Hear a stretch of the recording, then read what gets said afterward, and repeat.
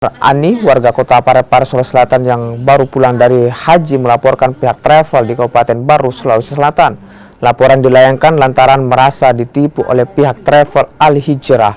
Samsinar bersama 41 jemaah lainnya yang berangkat haji plus layaknya buronan yang dikejar petugas saat tiba di Madinah dan Mekah karena hanya mengantongi visa wisata.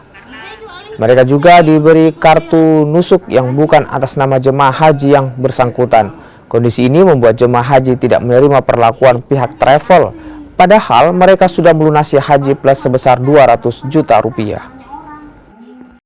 Itu nih, saya ini sebagai korban karena merasa tertipu dan merasa terselimi karena saya juga dibuatkan video, diharamkan saya makan makanan travel dan menikmati fasilitas travel, dan sedangkan saya lunas pembayaran 1 bulan sebelum berangkat. Ya, buronan. Iya, kayak buronan. Kita di lockdown memang. Ya. Itu kita keluar dari kamar kalau mau makan itu pun biasa kita sementara makan ada polisi, ditinggal saja makanan baru kita lewat tangga darurat. Ya.